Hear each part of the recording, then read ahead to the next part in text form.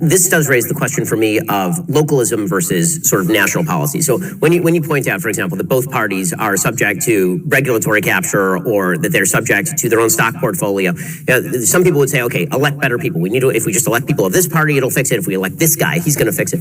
And then there's the sort of Thomas Sowell position, which is it's not a problem of people, it's a problem of incentive structures. Yes, incentive structures in Congress are just broken. Yep. And when you have this number of people, 435 people in Congress, who are controlling this amount of money and this amount of regulatory power, that will corrupt, right? I mean, you put that much power at the hands of a very small cadre of people, whether you're talking about in the executive branch, in the regulatory state, whether you're talking about people in the legislative branch, it's innately going to tempt them to enrich themselves and self-serve and self-heal. I mean, this is something that the founders actually were very much focused on, which was the idea the federal government was going to have very little power. And so this does raise the question of how much power you think the federal government ought to have. Because if we're talking about, kind of the solutions that get implemented, I'm a big fan of the idea that California ought to be California and Florida ought to be Florida, and basically that may be the only way that California and Florida can share a nation is if they are allowed to do what they want in their own particular purviews. But we, because of nationalized social media and because of the amount of power that's in the federal government, we focus in on the federal government. That means that we care deeply about what happens on the federal level every single day.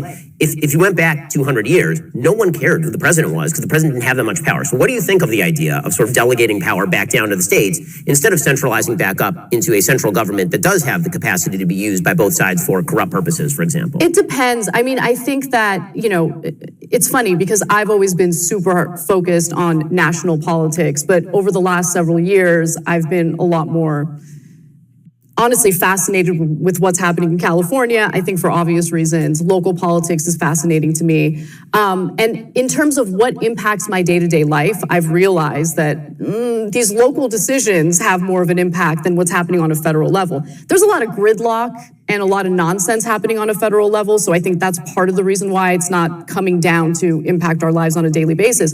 I think the federal government should be tapped. And that's why they say all politics, retail politics is local. Fix it at the local level where you live with your community and whatever. Get the things implemented that you want, the policies that you want.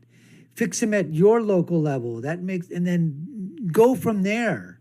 Once you've done it at the local level, now you can basically say, you know what, let's take this and see if this will work at a federal level. And then you decide to run for office. And then you run on the platform and say, hey, look, this is what we did over here. And look, they love it. It's working. Maybe this is something that we can take to the nation. Who knows?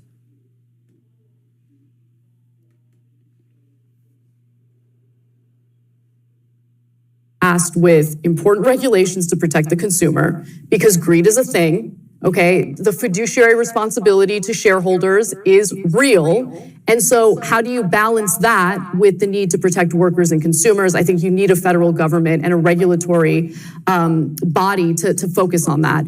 When it comes to civil rights, you need that protection on a federal level. You can't just leave it to the states. You don't want one state to say, nah, we're not into interracial marriage. We're going to ban that. Or we don't want to, have equal rights based on, or equal rights for everyone. Some races we like more than others. You need a federal government to protect civil rights. But I do agree with you that Americans have not been paying enough attention to what's happening on a local level. There are certain things that can be dealt on a local level that doesn't need to be the responsibility of the federal government. And to be quite honest with you, with all the dysfunction and gridlock with the federal government, I think more and more people are relying on a local level to get policy passed that they desperately need. So in a second, I want to talk to you about local politics versus national, because I think that the national politics does lead to extraordinary polarization, whereas, as we'll talk about in a moment, when it comes to local politics, everyone gets a lot more moderate when they're talking about their own particular That's very community. True. First, the debt ceiling is now above 31.4. Let's talk about the local level. So, we're talking about the sort of conflict at the federal level, and federal politics tends to bring out, I think, the worst in people, mainly because it feels like, okay, for me, I'm a Floridian now, which I'm very happy about.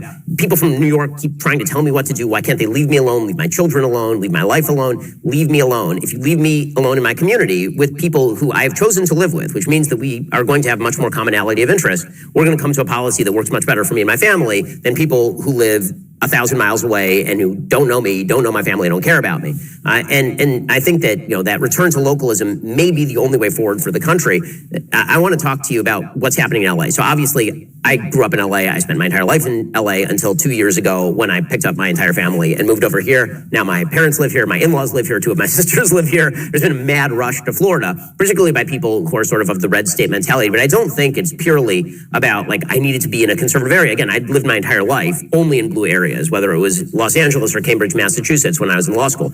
And so the thing that drove me out of California is I think one of the things that you've been picking up on and getting a lot of flack from your own side for picking up on, and that is that LA has just become a trash heap. I mean, it's been governed awfully. Forget about who's governing it. Right. The policies that have been used to govern it are just terrible. You have an increase in crime. Homelessness has taken over the streets. When I was living there, I mean, I've pretty famously talked about this. And it was the kind of place where I had a very nice house in a pretty decent neighborhood, and we had a gate in the front. And we would open the gate, and there would be a homeless person face down in the gutter, Edgar Allan Poe style, or there'd be a guy outside the house shooting heroin into his foot. And I've got like a 5-year-old. And this sort of stuff has become incredibly common in LA. You noticed it, and you've been getting all sorts of flack for it. Right, because when there are problems in society, we need solutions. And you can't find solutions unless you acknowledge what the problem is and then properly diagnose it. So my biggest issue right now, at least with the way the left has handled the discussion on homelessness in places like Los Angeles, is there's this housing first mentality where, oh, everything would be fine as long as we put everyone in housing.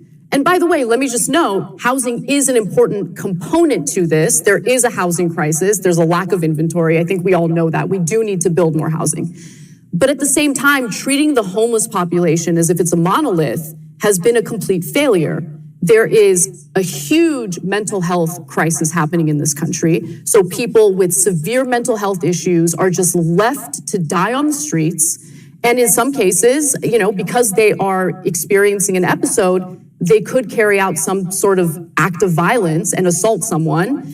And it's a dangerous situation for everyone, okay? The people who are just trying to go about their day and the person who is left on the streets battling with this untreated mental health issue. There are people who are obviously struggling with drug addiction, and you look at the number of overdose deaths, and it has skyrocketed. The approach that we have implemented is clearly not working. More people are dying. And I get so much flack for saying this. I want an actual solution. It is insanely cruel to watch people die on our streets and then give yourself a pat on the back because you think you did something compassionate. That is not compassionate. There's this insanity right now where, let's say we're talking about the same person struggling with a severe mental health issue. They're living on the streets. Asking them if they are willing to take the housing that's offered to them.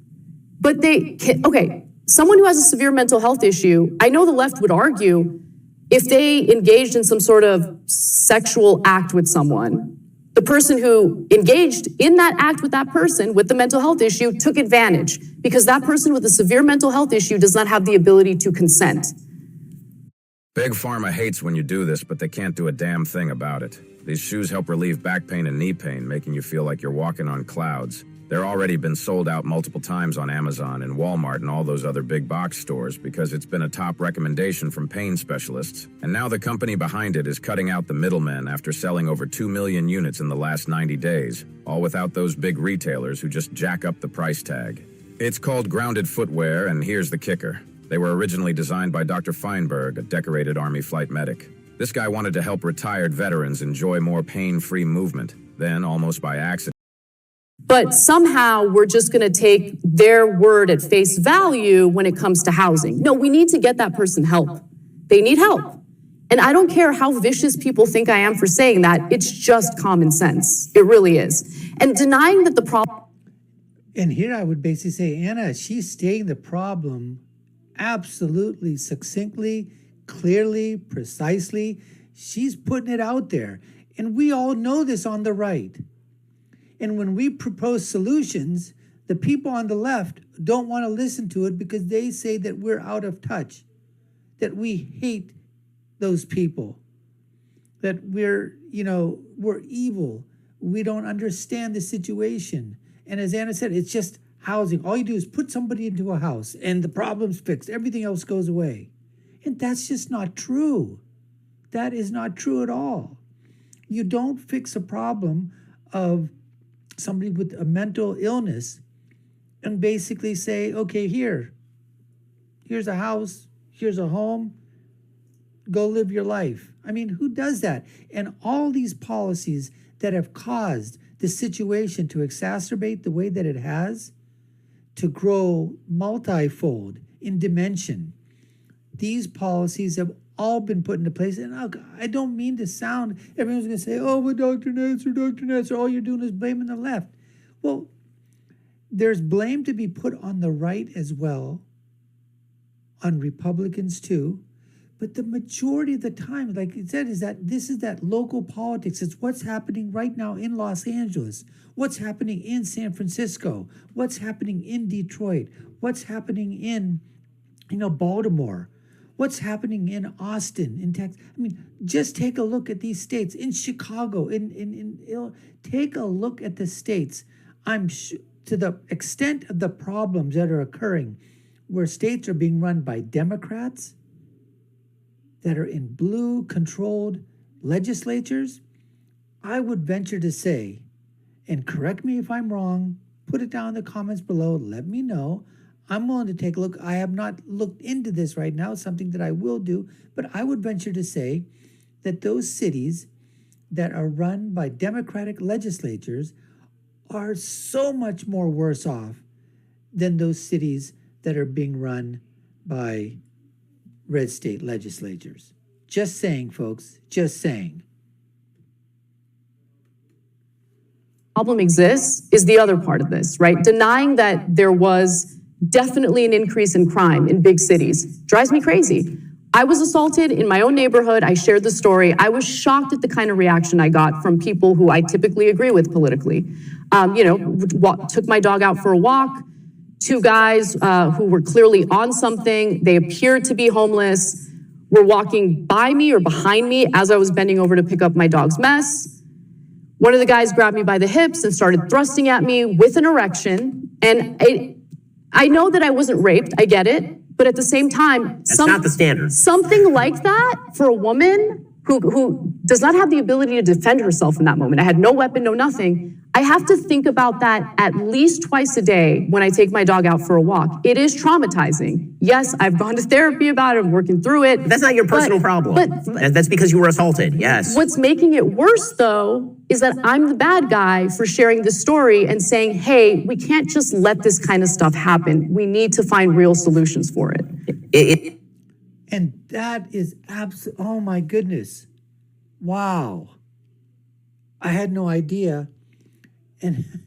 But these are the policies that the leftists have put into place. And like she said, if you shared this story and you were on the right, there's not a single person, okay, on the right, not a single conservative, not a single Republican, okay, that would have basically said, how dare you talk about this? Keep that thing quiet. That's not to be talked about. Oh, you're going to mess up the narrative. But it happened to her. She was assaulted. And thank God it wasn't a sex. But like you said, it doesn't matter. She was assaulted in a neighborhood where you're walking your dog. I mean, God forbid something worse could have happened. So the question is, and she says she brings it up, and she's the one that is being, I guess, verbally assaulted on the social media platforms, on Twitter, and wherever else wherever else, from leftists, basically telling her to shut up. What are you talking about? You shouldn't be bringing that thing up, because when she talks about this thing happening, it is those policies that have been put in place in those blue areas, those blue legislatures, blue policymakers, Democrats predominantly, leftists, liberals, progressives, that have put these policies in place that allow this situation to occur, where you can't walk the streets and be safe anymore, especially if you're a woman. And she talked about she didn't have a weapon or a gun. Now, I don't know what Anna's position is on the Second Amendment, but you know what? She ought to be seriously thinking, but you know what? Maybe she can't, because if she starts carrying a gun or goes for a permit, you know what? She's going to be even more lambasted by people on the left, because I'm not exactly sure where she stands on personal protection or on the I know on the Second Amendment, I think she's against it. I'd have to check and see, but I would just venture to guess that if you toss a coin up in the air, you know what, and say yes or no, I'd be willing to be on a safe bet that she's probably not, that she's against the Second Amendment and maybe against carrying, a concealed weapon. But what else are you going to do in those areas? You got to protect yourself or let yourself, at the mercy of the criminal element. You can't be doing that. Anyways, we appreciate you taking the time to watch. You've been watching the Dr. Nasser Sheikh Show. This was part 3 of the debate between Anna and Ben at the Daily Wire. And if you haven't already done so, please subscribe to our channel, hit that notification bell, like, share, and follow us. Comment below. Let us know what you think. And I'll give you my final thought, which is, when you're right, you're right. And when you're left, you're wrong. We'll see you again next time, folks. Take care and stay safe.